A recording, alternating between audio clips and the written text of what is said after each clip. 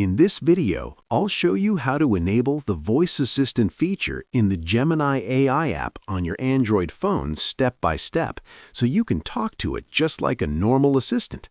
First, open the Google Play Store and search for Google Gemini. Install the app if you haven't already, and make sure it's updated to the latest version. Next, open the Google Gemini app and sign in using your Google account. This will connect Gemini with services like Gmail, Calendar, and more. Once you're inside the app, go to the chat screen. You'll see a microphone icon at the bottom. If it's visible, voice input is already enabled. Just tap it and start speaking.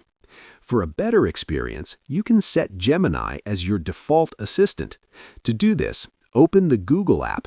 Tap on your profile icon, then go to Settings, click on Assistant, and then choose Digital Assistants from Google and select Google Gemini. After setting it as default, you can long press the power button or say, "Hey Google," to activate Gemini using your voice. Now test it out. Open Gemini, tap the microphone icon, and say something like, "What's the weather today?" and check how it responds.